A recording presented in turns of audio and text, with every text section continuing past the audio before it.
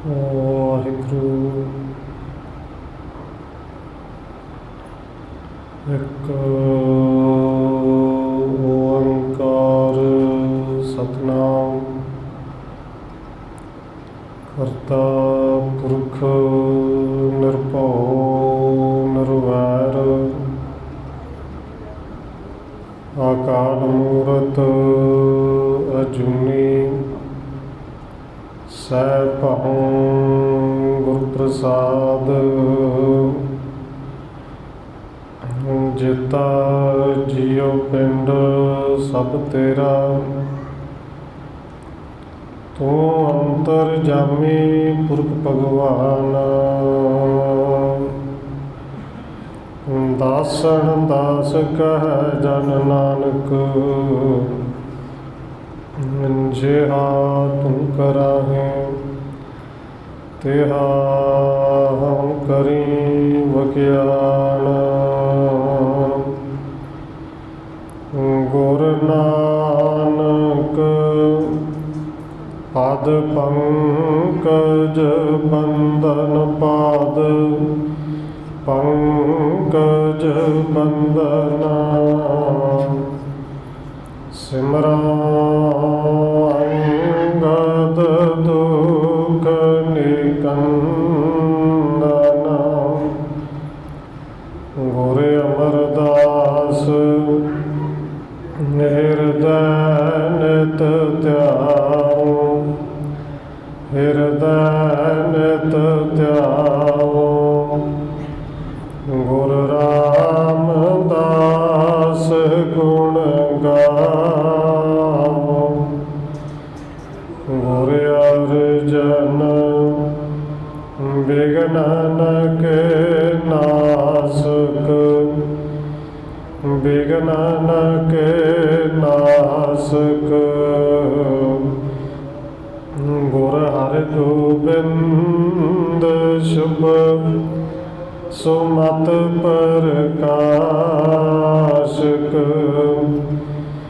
ਸ਼੍ਰੀ ਹਰਿ ਰਾਇ ਨਮੋ ਕਰ ਜੋਰੀ ਨਮੋ ਕਰ ਜੋਰੀ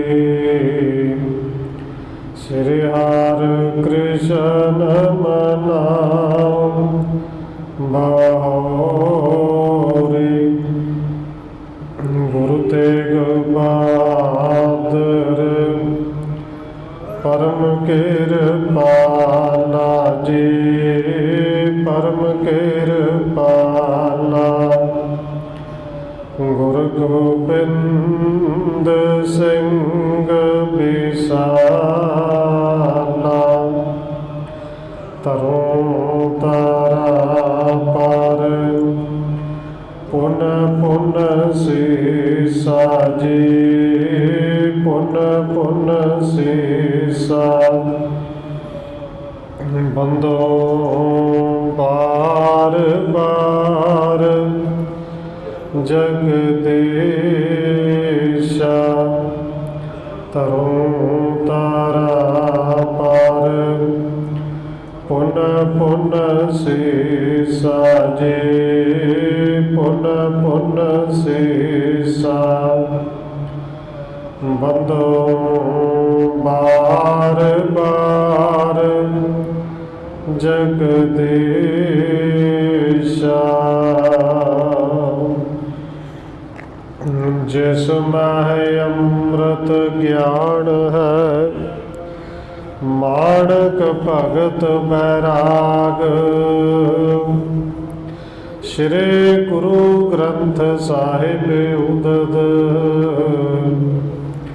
ਬੰਦੋ ਕਰ ਅਨੁਰਾਗ ਏਕ ਓੰਕਾਰਾ ਸਤਿਗੁਰੂ ਜੇ ਪ੍ਰਸਾਦ ਸਚ ਹੋਏ ਵਾਹਿਗੁਰੂ ਜੀ ਕੀ ਫਤਿਹ ਹੈ ਬਿਘਨ ਬਿਨਾਸਣ ਸੋਏ ਏਕ ਓੰਕਾਰਾ ਸਤਿਗੁਰੂ ਜੇ ਪ੍ਰਸਾਦ ਸਚ ਹੋਏ ਵਾਹਿਗੁਰੂ ਜੀ ਕੀ ਫਤਿਹ ਹੈ। बिघन विनाशण सोए। वाहिगुरु जी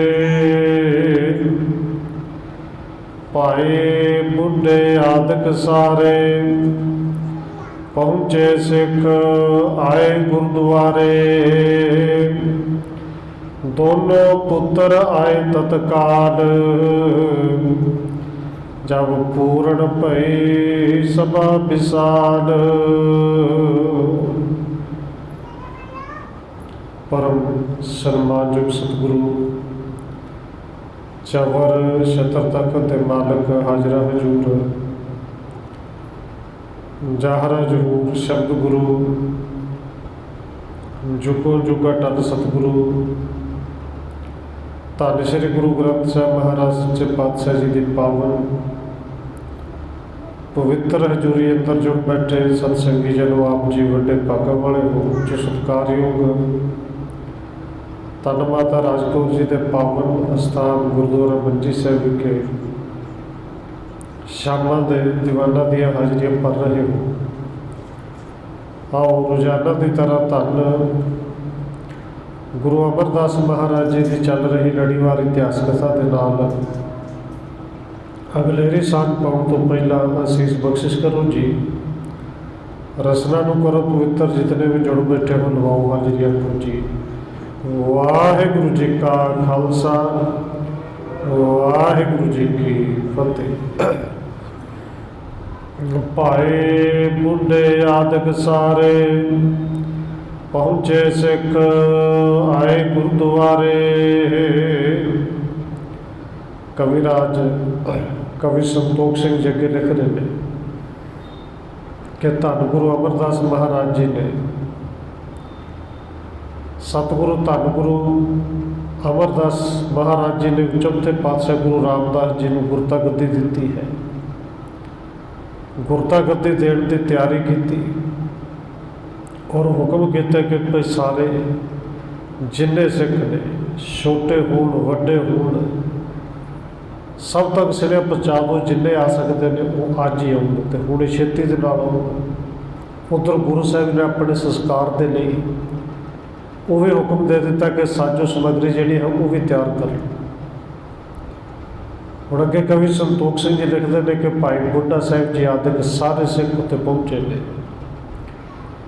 दोनों पुत्र आए तत्काल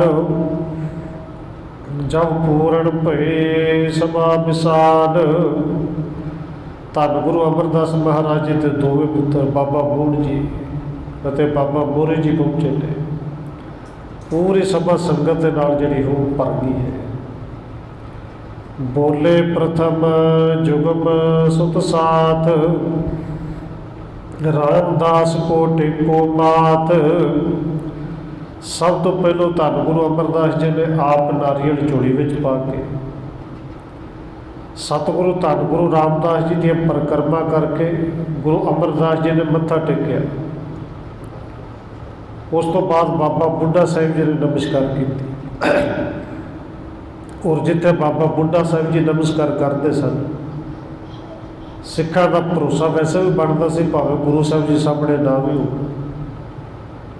कि जिथे बाबा बुढ़ा साहब जी ने गुरता गद्दी है ही इत्थे और इत्थे तो धन गुरु अमरदास जी ने अपनी हयाती में संगत के सामने सतगुरु धन गुरु रामदास जी ने मत्था टेकिया और फिर सतगुरु जी ने दोवां पुत्रां दे नाल इस तरह बचन किए।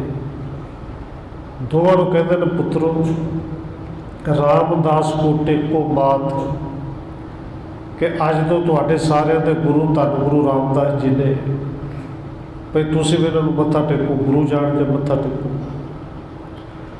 होए नंबर इन काल कमाई हजार जरण गुण जुत समुदाई। सतगुरु जी कहते हैं पुत्र रामदास जी ने बड़ी घाल कमाई है और इन्हों की घालना थाई पई है। ना जरे जान वाले को जरण की इन्हों दे विच समर्था है, इन्हों वर्गा दूजा होर कोई नहीं। मोहन जिहे सुभाव मस्ताना न राखे कहे की कब काना। ਦੋਵਾਂ ਪੁੱਤਰਾਂ ਦੇ ਵਿੱਚੋਂ ਬਾਬਾ ਮੂੜ ਜੀ ਜਿਹੜੇ ਸੁਭਾਅ ਦੇ ਬਿਲਕੁਲ ਮਸਤਾਨੇ ਸਨ, ਕਿਸੇ ਦੇ ਕਾਣ ਨਹੀਂ ਸਨ ਰੱਖਦੇ, ਕਾਣ ਤੋਂ ਭਾਵ ਪ੍ਰਵਾਹ ਨਹੀਂ ਸਨ ਕਰਦੇ। ਕੋਈ ਆਏ ਕਿ ਨਾ ਆਏ, ਕੋਈ ਮਿਲੇ ਕਿ ਨਾ ਮਿਲੇ। ਸਭ ਤੋਂ ਪਹਿਲਾਂ ਕਹਿੰਦੇ ਬਾਬਾ ਮੂੜ ਜੀ ਬੋਲੇ, ਸਭ ਮੈਂ ਬੋਲਿਓ ਨਿਵੋ ਨ ਆਗੈ, ਹਮਰੀ ਵਸਤ ਦੇਣ ਇਣ ਲਾਗੇ। ਬਾਬਾ ਮੂੜ ਜੀ ਕਹਿੰਦੇ ਨੇ, ਗੁਰੂ ਪਿਤਾ ਜੀ ਮੈਂ ਤੇ ਇਹਨਾਂ ਨੂੰ ਨਹੀਂ ਮੱਥਾ ਟੇਕਦਾ, ਮੈਂ ਮੱਥਾ ਕਿਉਂ ਟੇਕਾਂ? ਕਿਉਂਕਿ ਸਾਡੀ ਵਸਤੂ, ਸਾਡੀ ਚੀਜ਼ ਤੁਸੀਂ ਖੋਹ ਕੇ ਸਾਡਾ ਹੱਕ ਇਹਨਾਂ ਨੂੰ ਦਿੰਦੇ ਹੋ, ਤੇ ਇਹ ਚੰਗੀ ਗੱਲ ਨਹੀਂ। ਚਿਰੰਕਾਲ ਰਹਿ ਸਤਨ ਹਮਾਰੇ, ਕਰੇ ਗੁਜਰ ਸਭ ਜੁਤ ਪਰਵਾਰੇ। ਹੁਣ ਜਦੋਂ ਬਾਬਾ ਮੂੜ ਜੀ ਬੋਲਦੇ ਨੇ, ਧੰਨ ਗੁਰੂ ਰਾਮਦਾਸ ਜੀ ਤਖਤ ਤੇ ਬੈਠੇ ਹੋਏ ਨੇ, ਗੁਰਤਾ ਗੱਦੀ ਤੇ ਬਿਰਾਜਮਾਨ ਹੋ ਗਏ ਨੇ। ਉਹਨਾਂ ਦੇ ਸਾਹਮਣੇ ਕਹਿ ਰਿਹਾ ਬਾਬਾ ਮੂੜ ਕਿ ਇਹਨਾਂ ਨੇ ਤੇ ਲੰਬੇ ਸਮੇਂ ਤੋਂ ਸਾਡੇ ਘਰ ਵਿੱਚ ਰਹਿ ਕੇ ਤੇ ਗੁਜ਼ਾਰਾ ਕੀਤਾ ਹੈ, ਇਹਨਾਂ ਕੋਲ ਹੈ ਹੀ ਕੀ ਸੀ? ਇਹਨਾਂ ਦਾ ਸੜੇ ਪਰਿਵਾਰ ਸਾਡੀ ਰੋਟੀ ਤੇ ਪਲ ਰਿਹਾ ਹੈ, ਸਾਡੇ ਘਰ ਵਿੱਚ ਰਹਿੰਦਾ ਹੈ, ਗੁਜ਼ਾਰਾ ਹੀ ਸਾਡੇ ਘਰ ਤੋਂ ਚੱਲਦਾ ਹੈ। ਉਚਿਤ ਬੈਠ ਬੋ ਤੁਮੇ ਪਿਛਾਰੀ, ਇਹ ਮਾਲ ਕੇ ਸਰਬ ਹਮਾਰੀ। ਤੇ ਅੱਜ ਸਾਡੇ ਘਰ ਵਿੱਚ ਪੜਨ ਵਾਲੇ ਪਰਿਵਾਰ ਨੂੰ, ਉਹਨਾਂ ਨੂੰ ਤੁਸੀਂ ਏਡੀ ਵੱਡੀ ਪਦਵੀ ਦੇ ਦਿੱਤੀ। ਉਚਿਤ ਇਹ ਸੀ, ਚਾਹੀਦਾ ਸੀ ਕਿ ਪਿਓ ਤੋਂ ਪਿੱਛੋਂ ਪੁੱਤਰ ਦਾ ਹੱਕ ਬਣਦਾ ਹੈ। ਮਾਲਕੀ ਸਾਡੀ ਸੀ ਕਿ ਤੁਹਾਡੇ ਤੋਂ ਬਾਅਦ ਸਾਡੇ ਵਿੱਚੋਂ ਦੋਵਾਂ ਵਿੱਚੋਂ ਕੋਈ ਗੁਰਤਾ ਗੱਦੀ ਤੇ ਬੈਠਦਾ। ਅਪਰ ਸੰਬੰਧੇ ਰਾਵਰ ਕੇਰੇ, ਰਹਿ ਸਮੀਪੇ ਅਚਰਜ ਹੇਰੇ। ਤੇ ਬਾਬਾ ਮੂੜ ਜੀ ਕਹਿੰਦੇ ਨੇ, ਇਕੱਲੇ ਰਾਮਦਾਸ ਜੀ ਨਹੀਂ, ਇਹ ਤੇ ਆਪ ਜੀ ਦੇ ਜਵਾਈ ਨੇ, ਸਾਡੇ ਪਣਵਈਏ ਨੇ। ਕਹਿੰਦੇ ਤੁਹਾਡੇ ਹੋਰ ਸਾਕ ਸੰਬੰਧੀ ਉਹ ਵੀ ਤਾਂ ਸਾਰੇ ਤੁਹਾਡੇ ਨੇੜੇ ਰਹਿੰਦੇ ਨੇ, ਤੁਹਾਡੇ ਕੋਲ ਹੀ ਰਹਿੰਦੇ ਨੇ। ਸਾਰੇ ਰਿਸ਼ਤੇਦਾਰ ਇੱਥੋਂ ਸੁੱਖ ਤੇ ਆਰਾਮ ਲੈਂਦੇ ਨੇ। ਇਹ ਪੇ ਹੈ ਤਿੰਨ ਸਬੜ ਸਬਾਨਾ, ਆਓ ਪਦ ਦੈਬੇ ਲੱਗੇ ਮਹਾਨਾ। ਬਾਕੀ ਦੇ ਜਿਵੇਂ ਦੇ ਰਿਸ਼ਤੇਦਾਰ ਨੇ, ਇਹ ਵੀ ਸਾਕ ਸੰਬੰਧੀਆਂ ਵਿੱਚ ਉਹਨਾਂ ਦੇ ਬਰਾਬਰ ਹੀ ਨੇ ਨਾ। ਪਰ ਅੱਜ ਐਡੀ ਉੱਤਮ ਪਦਵੀ, ਐਡੀ ਵੱਡੀ ਪਦਵੀ, ਗੁਰਤਾ ਗੱਦੀ ਇਹਨਾਂ ਨੂੰ ਦੇਣ ਲੱਗੇ। ਹਮ ਰਾਵਰ ਕੇ ਨੰਦੜਿਆ ਹੈ, ਗੁਰਤਾ ਪਦ ਕੇ ਸੁਸ਼ੇਰ ਹੈ। ਮੂੜ ਜੀ ਕਹਿੰਦੇ ਨੇ, ਅਸੀਂ ਸਤਿਗੁਰੂ ਜੀ ਤੁਹਾਡੇ ਪੁੱਤਰ ਹਾਂ, ਤੇ ਗੁਰਤਾ ਗੱਦੀ ਤੋਂ ਅਸੀਂ ਵਾਂਝੇ ਰਹਿ ਜਾਗੇ, ਖਾਲੀ ਰਹਿ ਜਾਗੇ। ਤੋ ਨਾ ਕਿਹੂ ਮਾਤ ਨਿਵਾਵੇ, ਸਤਿਗੁਰੂ ਕੇ ਸਮੂਹ ਸਪੂਤ ਕਹਿਲਾਵੇ। ਅਸੀਂ ਸਤਿਗੁਰੂ ਜੀ ਤੁਹਾਡੇ ਪੁੱਤਰ ਹਾਂ, ਗੁਰੂ ਦੇ ਪੁੱਤਰ ਹਾਂ। ਭਾਵੇਂ ਤੁਸੀਂ ਗੁਰਤਾ ਗੱਦੀ ਇਹਨਾਂ ਨੂੰ ਦੇ ਵੀ ਦਿੱਤੀ, ਫਿਰ ਵੀ ਅਸੀਂ ਸਿਰ ਇਹਨਾਂ ਅੱਗੇ ਨਹੀਂ ਝੁਕਾਉਣਾ। ਅਸੀਂ ਗੁਰੂ ਪੁੱਤਰ ਹੁੰਦੇ, ਅਸੀਂ ਕਿਉਂ ਕਿਸੇ ਨੂੰ ਮੱਥਾ ਟੇਕੀਏ? ਜਬ ਮੋਹਣ ਕੋ ਐਸੇ ਲਹਿਓ, ਪੁੱਤਰ ਦੂਸਰੇ ਸੋ ਤਬ ਕਹਿਓ। ਜਦੋਂ ਧੰਨ ਗੁਰੂ ਅਮਰਦਾਸ ਜੀ ਨੇ ਪੁੱਤਰ ਮੋਹ ਨੂੰ ਦੇਖਿਆ ਕਿ ਇਹ ਨਹੀਂ ਕਹਿਣਾ ਬਣਦਾ, ਸਤਿਗੁਰੂ ਜੀ ਚੁੱਪ ਹੋ ਗਏ। ਔਰ ਦੂਜੇ ਪੁੱਤਰ ਬਾਬਾ ਮੋਹਰੀ ਜੀ ਨੂੰ ਗੁਰੂ ਸਾਹਿਬ ਜੀ ਨੇ ਕਿਹਾ, ਸਿੱਖੇ ਪਦ ਨੰਦਨ ਤੁਮ ਲੇਵੋ, ਨਹਿ ਲੇਵੋ ਤੋ ਅਬ ਕਹਿ ਦੇਵੋ। ਬਾਬਾ ਮੋਹਰੀ ਜੀ ਨੂੰ ਗੁਰੂ ਸਾਹਿਬ ਜੀ ਕਹਿੰਦੇ ਨੇ, ਪੁੱਤਰ ਮੋਹਰੀ ਜੀ, ਇਹ ਸਿੱਖੀ ਦੀ ਪਦਵੀ ਤੁਸੀਂ ਲੈਣੀ, ਸਿੱਖੀ ਦੀ ਦਾਤ ਲੈਣੀ ਹੈ। ਜੇ ਲੈਣੀ ਤੇ ਟਾਈਮ ਨਾਲ ਦੱਸ ਦਿਓ, ਜੇ ਨਹੀਂ ਲੈਣੀ ਤੇ ਤਾਂ ਵੀ ਕਹਿ ਦਿਓ ਕਿ ਸਿੱਖੀ ਨਹੀਂ ਚਾਹੀਦੀ। ਜੇ ਸਿੱਖੀ ਚਾਹੀਦੀ, ਧੰਨ ਗੁਰੂ ਰਾਮਦਾਸ ਜੀ ਨੂੰ ਉੱਠ ਕੇ ਮੱਥਾ ਟੇਕੋ।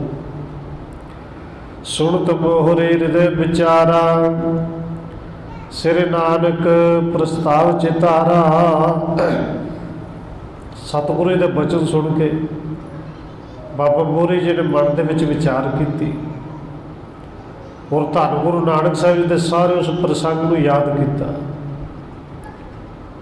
ਕਿ ਧੰਨ ਗੁਰੂ ਨਾਨਕ ਸਾਹਿਬ ਜੀ ਨੇ ਆਪਣੇ ਪੁੱਤਰਾਂ ਨੂੰ ਗੁਰਤਾ ਗੱਦੀ ਨਹੀਂ ਸੀ ਦਿੱਤੀ।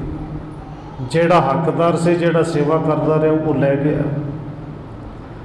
ਪੁਣ ਸ੍ਰੀ ਅੰਗਤ ਕੀ ਨਸੇ ਐਸੇ, ਸਰਬ ਪ੍ਰਤਾਂਤ ਵਿਚਾਰਿਓ ਤੈਸੇ।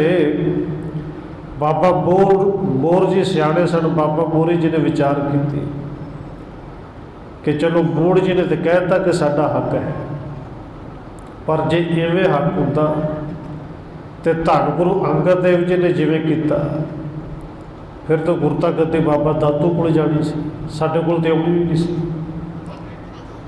जिवें गुरु नानक साहिब जी ने सेवक जान के ते सेवा तो प्रसन्न होकर एक सेवक को गद्दी दी, इवें धन गुरु अंगद देव जी ने किया। तो जो हुण इस तरह गुरु पिता जी करते हैं फिर ठीक ही करते हैं जो करते हैं। जिसके जागै भाग बडेरे पूर्ण कृपा दृष्ट तह हेरे।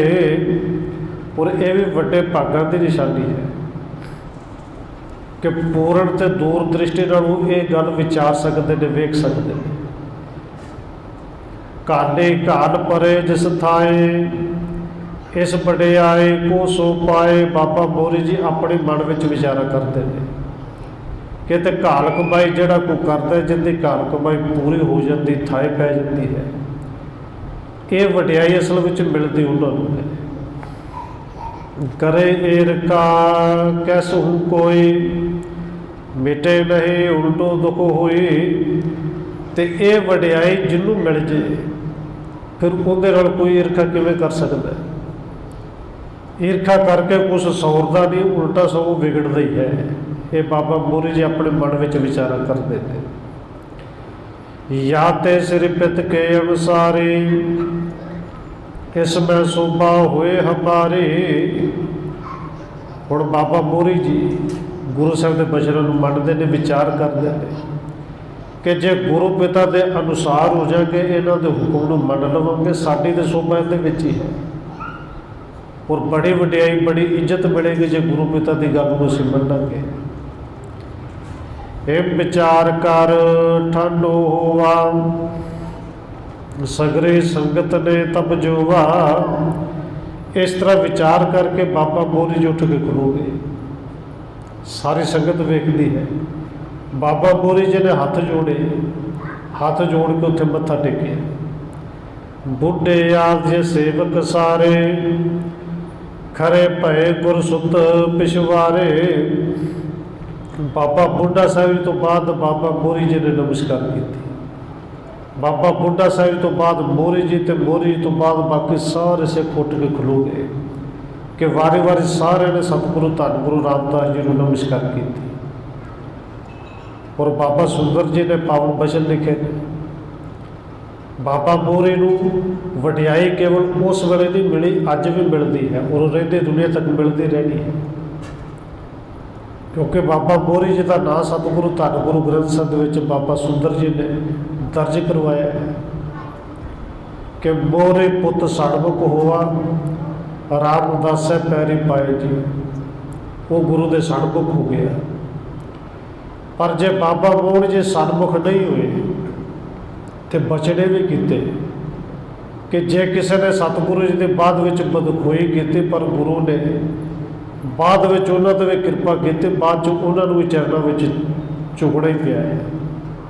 करब खेली जे कोई निवे नहीं, फिर सतगुरु आड़ निवाया समा पिया। गुरु ने बाबा मोरी जी को समत बख्शी, बाबा मोहन जी उन्होंने भी समत बख्शी। वो भी समा आने फिर गुरु रामदास के चरणों में चुके सन, पर अज चलो नहीं चुके, चले गए। मान मोहरे पित के बैन कर आनंद जुत पुलियत नैन। बाबा मोरी जी ने जो गुरु पिता के बचन मन्ने और गुरु के बचनों को सचमुच जो कोई मन्ने ना, फिर आनंद एक वखरा होता है कि आनंद के नाल बाबा मोरी जी का जिथे अंदर प्रफुल्लित होया उत्थे अखा भी जिवें ऐन खुल गई, खिड़ी गई। रामदास के चरणी परयो धन धन सबिन तब रहे हो। कहते बाबा मोरी जी गुरु रामदास के चरणों में पै गए, नमस्कार की और सारी संगत ने धन धन की। धन धन रामदास गुर जिन सिरिया तिने सवारिया, पूरी हुई करामात आप सिरजणहारे धारिया। जिन्हें सिरजिया जिन्हें सवारिया, अज धन गुरु रामदास के उन्हें अपने आप को धारण कर लिया। ਬਹੁ ਸਗਰੀ ਸੰਗਤ ਹੇਰ, ਪਰੇ ਚਰਨ ਪਰ ਤਿਸ ਹੀ ਫੇਰ। ਇਹ ਵੇਖ ਕੇ ਫਿਰ ਬਾਹਰ ਸਾਰੀ ਸੰਗਤ ਵਾਰੀ ਵਾਰੀ ਆ ਕੇ ਧੰਨ ਗੁਰੂ ਰਾਮਦਾਸ ਦੇ ਚਰਨਾਂ ਤੇ ਸਭ ਨੇ ਮੱਥਾ ਟੇਕਿਆ। ਧਰ ਧਰ ਸਰਬੋ ਪਾਇਣ ਆਗੇ, ਬੰਦੇ ਕਰ ਜੋਰੇ ਬੜ ਭਾਗੇ। ਤੇ ਜਥਾ ਯੋਗ ਸਭ ਨੇ ਜਿੰਨਾ ਜਿੰਨਾ ਕਿਸੇ ਤੋਂ ਸਜਦਾ ਪੁੱਜਦਾ ਸੀ ਉਹ ਭੇਟਾ ਵੀ ਰੱਖੀ, ਨਜ਼ਰਾਨੇ ਰੱਖੇ, ਮੱਥਾ ਟੇਕਿਆ। ਸਥਿਤ ਪਏ ਸਭ ਹੀ ਤਿਸ ਕਾਲਾ, ਬੋਲੇ ਸ੍ਰੀ ਗੁਰ ਅਮਰ ਕਿਰਪਾਲਾ। ਜਦੋਂ ਮੱਥਾ ਟੇਕਣ ਤੋਂ ਬਾਅਦ ਸਾਰੀ ਸੰਗਤ ਬੈਠ ਗਈ ਹੈ, ਫਿਰ ਧੰਨ ਗੁਰੂ ਅਮਰਦਾਸ ਸੱਚੇ ਪਾਤਸ਼ਾਹ ਜੀ ਨੇ ਬਚਨ ਕੀਤੇ। ਪੁੱਤਰ ਮੋਹਰੇ ਕਰੋ ਬਖਾਨਾ, ਰਾਮਦਾਸ ਕੋ ਕਿਆ ਕਰ ਜਾਨਾ। ਧੰਨ ਗੁਰੂ ਅਮਰਦਾਸ ਜੀ ਨੇ ਪੁੱਤਰ ਮੋਹਰੀ ਨੂੰ ਬਚਨ ਕੀਤੇ। ਕਹਿੰਦਾ ਪੁੱਤਰ ਮੋਹਰੀ ਜੀ ਕਿ ਦੱਸੋ ਤੁਸੀਂ ਰਾਮਦਾਸ ਜੀ ਨੂੰ ਨਮਸਕਾਰ ਕੀਤੀ ਹੈ, ਮੱਥਾ ਟੇਕਿਆ ਹੈ, ਪਰ ਕੀ ਜਾਣ ਕੇ ਟੇਕਿਆ ਹੈ? ਸਵਾਲ ਹੈ ਕੀ ਜਾਣ ਕੇ ਟੇਕਿਆ? ਕਿਤੇ ਇਹ ਤਾਂ ਨਹੀਂ ਕਿ ਰਿਸ਼ਤੇ ਦੇ ਵਿੱਚ ਉਹ ਪਣਵਈਆ ਹੈ, ਰਿਸ਼ਤੇ ਦੇ ਵਿੱਚ ਵੀ ਵੱਡਾ ਹੈ ਔਰ ਉਮਰ ਕਰਕੇ ਸਾਖ ਕਰਕੇ ਵੀ ਵੱਡਾ ਹੈ, ਕਿ ਵੱਡਾ ਜਾਣ ਕੇ ਨਮਸਕਾਰ ਕੀਤੀ ਹੈ। ਕਿਮ ਜਾਣੇ ਹਮ ਤੇ ਪਛਾਤੇ, ਚਿੱਤ ਕੇ ਬਿਰਤੇ ਕਹੋ ਜਿਸ ਭਾਤੇ। ਸਾਡੇ ਤੋਂ ਬਾਅਦ ਰਾਮਦਾਸ ਜੀ ਨੂੰ ਤੂੰ ਕੀ ਜਾਣੇਗਾ? ਕਿ ਕੇਵਲ ਇੱਕ ਰਿਸ਼ਤੇਦਾਰ ਜਾਂ ਮਨ ਦੇ ਵਿੱਚ ਕੋਈ ਹੋਰ ਹੈ ਜੋ ਵੀ ਤੁਸੀਂ ਜਾਣੋਗੇ ਸਮਝੋਗੇ? ਸਾਨੂੰ ਦੱਸੋ। ਹਾਥ ਜੋਰ ਤਬ ਸਭ ਮੈਂ ਕਹਿਓ, ਸੁਣੋ ਪਿਤਾ ਜੀ ਮੈਂ ਜਿਮ ਲਹਿਓ। ਬਾਬਾ ਮੋਹਰੀ ਜੀ ਨੇ ਸਾਰਿਆਂ ਦੇ ਵਿੱਚ ਉੱਠ ਕੇ ਹੱਥ ਜੋੜ ਕੇ ਫਿਰ ਬੇਨਤੀ ਕਰਕੇ ਕਿਹਾ ਕਿ ਪਿਤਾ ਜੀ ਸੁਣੋ। ਫਿਰ ਸ੍ਰੀ ਨਾਨਕ ਸ੍ਰੀ ਅੰਗਦ ਸੁਆਮੀ, ਤ੍ਰਿਤੀਏ ਤੁਮ ਹੋ ਅੰਤਰਜਾਮੀ। ਬਾਬਾ ਮੋਹਰੀ ਜੀ ਕਹਿੰਦੇ ਨੇ ਧੰਨ ਗੁਰੂ ਨਾਨਕ ਦੇਵ ਸੱਚੇ ਪਾਤਸ਼ਾਹ ਜਿਹੜੇ ਆਪ ਨਾਰਾਇਣ ਕਲਾ ਧਾਰ, ਜਗ ਮਹਿ ਪਰਵਰਿਓ, ਜਿਹੜੇ ਆਪ ਪਰਮੇਸ਼ਰ ਸਨ, ਉਹ ਹੀ ਧੰਨ ਗੁਰੂ ਨਾਨਕ ਸਾਹਿਬ ਜੀ ਦਾ ਰੂਪ ਸਨ। ਧੰਨ ਗੁਰੂ ਅੰਗਦ ਦੇਵ ਜੀ ਉਹ ਹੀ ਧੰਨ ਗੁਰੂ ਨਾਨਕ ਦੇਵ ਜੀ ਦਾ ਤੀਜੇ ਰੂਪ ਉਹ ਸਤਿਗੁਰੂ ਜੀ ਆਪ। ਸੋ ਸਰੂਪ ਇਹ ਚੌਥੋ ਹੋਵਾ, ਸ੍ਰੀ ਗੁਰੂ ਰਾਮਦਾਸ ਇਮ ਜੋਵਾ। ਤੇ ਉਹ ਹੀ ਧੰਨ ਗੁਰੂ ਨਾਨਕ ਸਾਹਿਬ ਸੱਚੇ ਪਾਤਸ਼ਾਹ ਦਾ ਇਹ ਚੌਥਾ ਸਰੂਪ ਹੈ। ਮੈਂ ਧੰਨ ਗੁਰੂ ਨਾਨਕ ਦੇਵ ਸੱਚੇ ਪਾਤਸ਼ਾਹ ਜਾਣ ਕੇ ਹੀ ਧੰਨ ਗੁਰੂ ਰਾਮਦਾਸ ਜੀ ਨੂੰ ਨਮਸਕਾਰ ਕੀਤੀ ਹੈ। ਇਹ ਗੁਰੂ ਨਾਨਕ ਸਾਹਿਬ ਜੀ ਨੇ। ਸੁਣ ਗੁਰ ਜੁਤ ਸਭ ਭਏ ਪ੍ਰਸੰਨ, ਪੁੱਤਰ ਮੋਹਰੇ ਤੂੰ ਬੜ ਧੰਨ। ਇਹ ਸੁਣ ਕੇ ਧੰਨ ਗੁਰੂ ਅੰਗਦ ਦੇਵ ਗੁਰੂ ਅਮਰਦਾਸ ਮਹਾਰਾਜ ਜੀ ਦੇ ਪ੍ਰਸੰਨ ਹੋਈ। ਕਹਿੰਦੇ ਗੁਰੂ ਅਮਰਦਾਸ ਜੀ ਦੇ ਨਾਲ ਸਾਰੀ ਸਿੱਖ ਸੰਗਤ ਬੜੀ ਪ੍ਰਸੰਨ ਹੋਈ ਕਿ ਧੰਨ ਗੁਰੂ ਰਾਮਦਾਸ ਜੀ ਨੂੰ ਮੈਂ ਤੇ ਧੰਨ ਗੁਰੂ ਨਾਨਕ ਸਾਹਿਬ ਜੀ ਜਾਣ ਕੇ ਹੀ ਨਮਸਕਾਰ ਕੀਤੀ ਹੈ। ਔਰ ਸਾਰਿਆਂ ਦੇ ਵਿੱਚ ਸਤਿਗੁਰੂ ਜੀ ਨੇ ਫਿਰ ਪਾਵਨ ਬਚਨ ਵੀ ਕਹੇ। ਕਹਿਣ ਲੱਗੇ ਮੋਹਰੀ ਪੁੱਤਰ ਤੂੰ ਧੰਨ ਹੈ, ਸਭ ਤੇ ਸ੍ਰੇਸ਼ਟ ਬੁੱਧ ਉਧਾਰੇ, ਮਿਲਿਓ ਸਦਾ ਤੂੰ ਸੰਗ ਹਮਾਰੇ। ਕਹਿਣ ਲੱਗੇ ਪੁੱਤਰ ਮੋਹਰੇ ਤੂੰ ਵੱਡੇ ਭਾਗਾ ਵਾਲਾ ਹੈ, ਤੰਤਾ ਦਾ ਯੁੱਗ ਹੈ, ਤੇਰੀ ਸ਼ੋਭਾ ਸਭ ਤੋਂ ਉੱਤਮ ਹੈ, ਸਭ ਤੋਂ ਸ੍ਰੇਸ਼ਟ ਹੈ। ਤੂੰ ਸਦਾ ਹੀ ਸਾਡੇ ਨਾਲ ਹੀ ਰਹਿਣਾ, ਸਾਡੇ ਨਾਲ ਹੀ ਸਮਾਉਣਾ ਹੈ। ਹੁਣ ਸਮਾਉਣ ਦਾ ਅਰਥ ਇਹ ਨਹੀਂ ਕਿ ਸਰੀਰ ਛੱਡ ਜਾਣਾ ਹੈ, ਤੂੰ ਸਦਾ ਹੀ ਸਾਡੇ ਨਾਲ ਹੈ, ਹਰ ਵੇਲੇ ਸਾਡੇ ਨਾਲ ਹੈ। ਭਇਓ ਸਭਨ ਕੋ ਮੋਹਰੇ, ਨਾਮ ਮੋਹਰੇ ਤੋਹੇ। ਸਤਿਗੁਰੂ ਜੀ ਕਹਿੰਦੇ ਨੇ ਮੋਹਰੀ ਪੁੱਤਰ ਅੱਜ ਤੂੰ ਆਪਣੇ ਨਾਮ ਦੀ ਲਾਜ ਰੱਖਣੀ ਹੈ। ਤੇਰਾ ਨਾਮ ਵੀ ਮੋਹਰੀ ਹੈ, ਅੱਜ ਤੋਂ ਤੂੰ ਸਾਰੀ ਸੰਗਤ ਦਾ ਵੀ ਮੋਹਰੀ ਹੈ, ਤੂੰ ਪਰਿਵਾਰ ਦਾ ਵੀ ਮੋਹਰੀ ਹੈ। ਮੋਹਰੀ ਆਪਾਂ ਕਹਿੰਦੇ ਆਗੂ, ਜਿਹੜਾ ਸਭ ਦਾ ਆਗੂ ਹੈ। ਨਾਮ ਵੀ ਮੋਹਰੇ ਹੈ, ਅੱਜ ਤੂੰ ਮੱਥਾ ਟੇਕਣ ਵਿੱਚ ਵੀ ਮੋਹਰੀ ਹੋਇਆ, ਤੂੰ ਸਭ ਦਾ ਆਗੂ ਹੈ।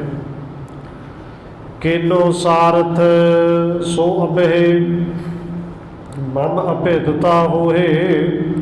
ਸਤਿਗੁਰੂ ਕਹਿੰਦੇ ਨੇ ਪੁੱਤਰ ਮੋਹਰੀ ਅੱਜ ਆਪਣੇ ਨਾਮ ਨੂੰ ਤੂੰ ਸਖਾਰਤਾ ਕਰ ਦਿੱਤਾ ਹੈ। बस हुण ये समझ लो कि तेरे विच ते साडे विच भी भेद कोई नहीं। गुरु रामदास विच साडे विच ते भेद पहलों खत्म से, भेद है ही नहीं सी। पुत्र मोरे तेरे विच ते साडे विच भी भेद कोई नहीं, क्योंकि सतगुरु जी ने पावन बचन कहे ने, गुरु के सिख ने जदों गुरु के बचन को सत सत के करके मान ही लिया ना, फिर गुरु साहब जी कहते हैं गुरु सिख, सिख गुरु है। वो सिख असल में गुरु का रूप ही हो जाता। गुरु साहब जी कहते हैं अज भाई पुत्र मोरे जी तेरे विच ते मेरे विच भी कोई भेद नहीं। इक्के कुल होए संत उधारे, तुमने ब्याले जग निस्तारे। और सतगुरु जी प्रसन्न होकर हसते हुए कहते हैं कि मोरे पुत्र बंदगी करने वाले, हुक्म दे विच रहन वाले, भाड़े नूं मनण वाले। ये तो कहा जाता सी कि भगत जन जिहड़े ने अपने एक ही कुल तार लेते हैं, पर मोरे जी एक ही कुल नहीं, तुसीं अपने 42 कुल तारते। और बाबा मोरे जी का कुल, उन्हों का खानदान गोविंदवाल साहब अज भी उन्हों का परिवार है। और 3-3 पीढ़ियाँ इकट्ठियाँ ने, दादा भी है, प्यो भी है, कि पोता भी है। सतगुरु जी कहते हैं इक्के ने पुत्र तो अपनी 42 कुल्लां जड़ियाँ ने वो तार लिया ने। सुन मोहरे कह बड़ भागे, धर्म राय लेखा ले आगे। ये सुन के वड्डे भागा वाले बाबा मोरे जी फिर हाथ जोड़ते हैं, गुरु पिता जी अगे धर्मराज ने लेखा भी लेना है। और मैं तो अज तक केवल पुत्र ही बन के रहा, आप जी का हुक्म इन्ना मन्निया भी नहीं। धर्मराज को लेखा भी अगे जाके देना है। ते लेखे ते जब छुट जाए, तब उधार निज कुल को पए। जदों धर्मराज को लेखा देना, उत्थे जाके पता तो उत्थे लगना, जे लेखा दे के छुट गया, आप छुट गया, कुल्लां का तो उधार फिर बाद में ही होगा ना। हजे तो ये नहीं पता कि आप छुटना कि नहीं। सुन गुर कहियो अशद तन मोहे, लेखा दियो चुकाए जे होही। धन गुरु अमरदास सच्चे पातशाह कहते हैं पुत्र मैं अपने शरीर के विच रहिंदे ते मोरे पुत्र तेरे शरीर के विच रहिंदे। धर्मराज का जिहड़ा लेखा से ना मुका ही दिता, खत्म ही कर दिता है। और सतगुरु धन गुरु रामदास जी के भी पावन वचन ने कि धर्म राय दर कागद फारे, जन नानक लेखा समझा। पे तू गुरु का हो तो सही, गुरु का बन के तो वेख। जे तू गुरु का बनेगा, धर्मराज बेशक होगा, बेशक लेखा होता होना है। धर्मराज के तो रस्ते जाना ही नहीं, धर्मराज के दर से तो होके जाना ही नहीं। वो लेखा तो गुरु ने आपे समझ लेना है। धन गुरु अमरदास जी कहते हैं पुत्र वो लेखा तो असीं चुका दिता है, धर्मराज को तो जाना ही नहीं। धर्म राय के निकट न जाए हो, पंथ अपरहे हम टिकया हो। कि पुत्र धर्मराज दे ते नेड़े जाना ही नहीं तुसी, साडा ते पंथ ही अड्ड है, साडा ते राह ही अड्ड है। और एक दिन बेनती भी की सी, जिदन धन गुरु हरगोबिंद साहब जी का प्रकाश दिहाड़ा से, गुरता गद्दी दिवस से, कि धन गुरु हरगोबिंद साहब जी जो हरगोबिंदपुरे गए, उत्थे एक पंडित आया सी। और वो कहता मैं विद्वान है, कथा करनी। गुरु साहब जी कहते भाई करना है। और कथा करते उन्हें कह दिता बंदा मरदा है, मरण तो बाद आत्मा जी है 1 साल लगता है रब के दर पहुँचते। विचों से फुट के खलो गया कि पंडित जी ये गल समझ नहीं आई, और ये भरम भुलेखा साडे विच भी पै गया है, और हजे तक असीं निकले नहीं।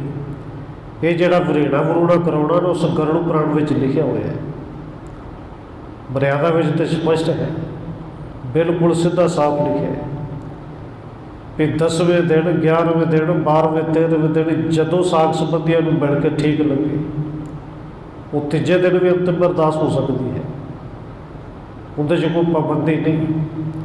और जिदन अंतिम अरदास हो गई, अंतिम अरदास तो बाद कोई भी कर्म मर चुके प्राणी का निमित्त नहीं करना, बिल्कुल सीधा लिखा है।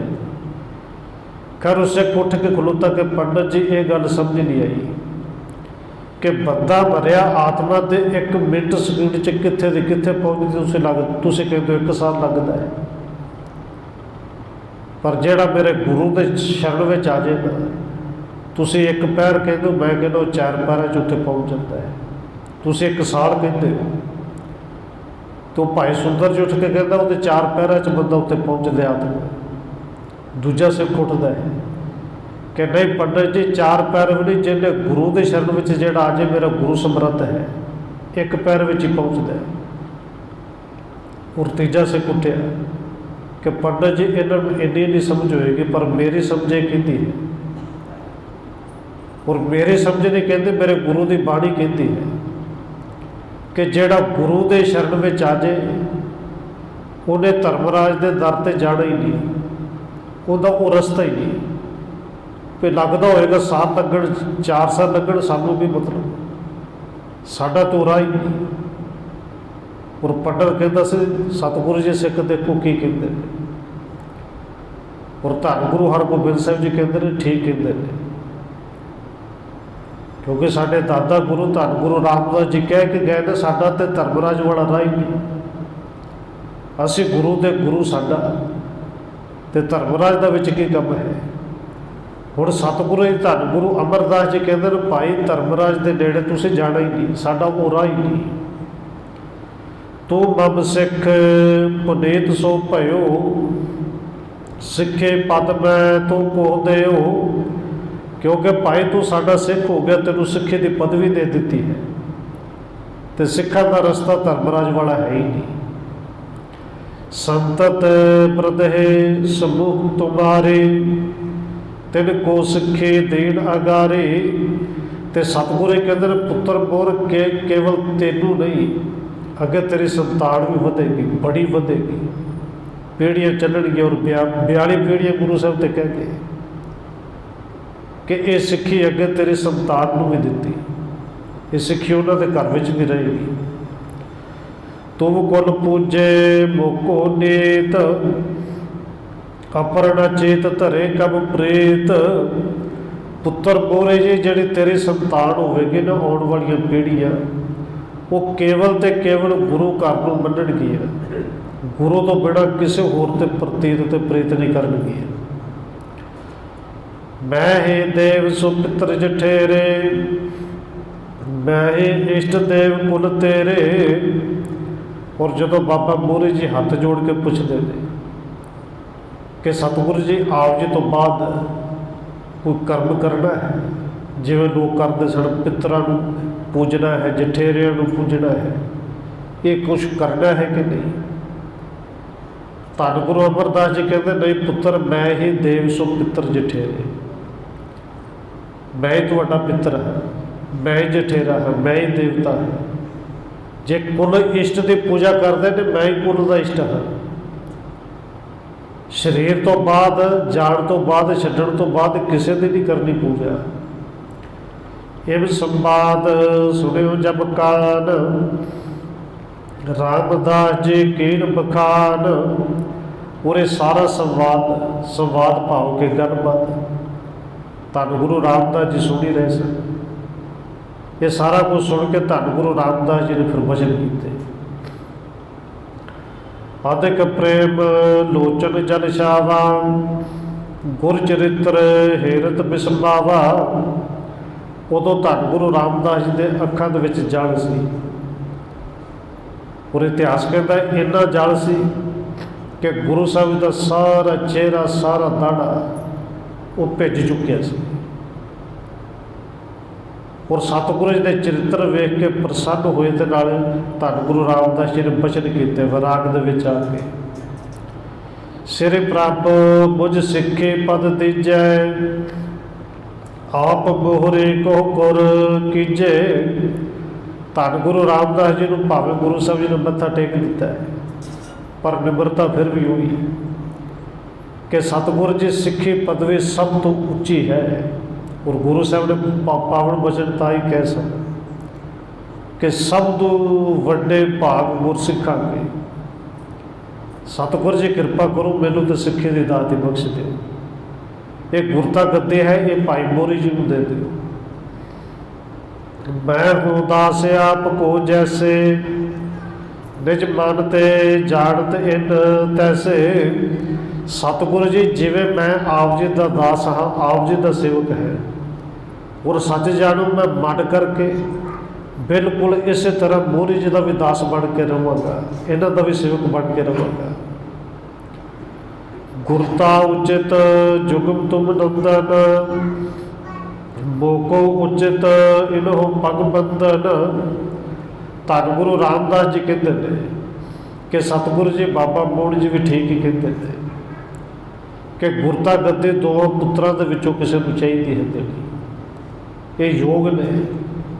मोको उचित इन्हों पग बंधन, मेरे वास्ते तो उचित है कि इन्हां विचों जिन्हां भी गुरता गद्दी मिले मैं उन्होंने चरणों में बंधना करा, नमस्कार करा।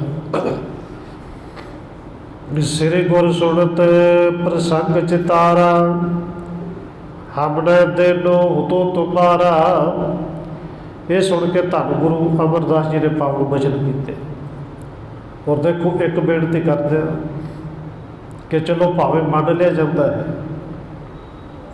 कि भाई लैणा जी ने सेवा की तां गुरता गद्दी मिली, बाबा अमरदास जी ने सेवा की तां गुरता गद्दी मिली, रामदास जी ने सेवा की तां गुरता गद्दी मिली। पर सेवा कदे विचार करके देखो कि बाबा बुढ़ा साहब जी वर्गी किन्ने करनी है। 113 साल बिना किसी कामना तो, बिना किसी भावना तो केवल सेवा ही की है। और ये गुरता गद्दी जी है असल में सेवा करके नहीं मिलती, ये धुर दरगाह तो ही रब ने परमेश्वर ने गुरु बना के भेजे। जे धन गुरु नानक साहब जी आप नारायण कला धारने ना, ये उन्होंने रहने वास्ते जोड़े घर ने परमेश्वर ने आप ही धुर तो बना के भेजे। धन गुरु अमरदास जी कहते हैं कि रामदास जी ये मैं तुहाडा देना सी, हमने देनो हुतो तुम्हारा, असीं तुहाडा देना सी तुसीं लैना सी। पूर्व कहो हुतो परदाना, तिसको देन समो अब जाना। बस सतगुरु जी कहते हैं इन्नी गल समझ लो कि ये पहले तो रब का हुक्म ही सी कि तुसीं लैना सी मैं देना सी, हुण देण दा समां आ गया है, उरे तुहानूं दे दिता, तुहाडी अमानत से तुहानूं दे दिती है। अत गरीब यह संतन मेरे, निरअहकार होए किस मेरी। सतगुरु जी कहते हैं रामदास जी ये मेरी संतत संतान अत गरीब है। गरीब का भाव के निम्रता दे विच है, और गरीब रुपये पैसे करके भी कोई बहुता कुछ जोड़ के थोड़ी दिता सी, प्रशादा ही चलता सी ना जी। ये उस तरह भी गरीब ने, इन्हों के अंदर निम्रता भी है, निरअहकार, इन्हों के अंदर अहंकार नहीं। भावें मोड़ जी अज कुछ बोल गए थे, पर समा पैना उन्होंने भी तुहानूं आके नमस्कार करनी है। कीजे इनके नित प्रतिपाला, मिले रहो कर प्रीत बिसाला। क्योंकि हुण धन गुरु अमरदास जी जानते हैं इन्होंने दोवां दे विचों किसी ने बाद विच विरोध नहीं करना। इस करके सतगुरु जी कहते हैं रामदास जी तुसीं परिवार दे विच रहना है, इन्हां दे नाल मिल के रहना है, इन्हां दा ख्याल भी रखना है। क्योंकि जो धन गुरु नानक साहब जी को पता सी कि आने वाले समय च श्री चंद ने विरोध करना है, तो गुरु साहब जी कहते से लैणे हुण चला जा, तू खडूर साहब पहुँच गए। धन गुरु अंगद देव जी को पता सी कि दातू जी ने बड़ा विवाद करना है, तो गुरु साहब जी कहते हैं खडूर साहब नहीं रहना भाई चला जा, नवा नगर वसा उत्थे रहे। पर हुण धन गुरु अमरदास जी कहते हैं तुसीं इत्थे रहना, परिवार दे विच मिल के रहना है, इन्हां दा ध्यान भी रखना है। अगे गुरु साहब जी जिवें बचन करनगे वो आपां कल विचारांगे। होईआं भुल्लां देखिए बा वो 1-2 मिनट होर रसना दे नाल हाज़री लवाइए, फिर समाप्ति है जी। वाहिगुरू वाहिगुरू वाहिगुरू।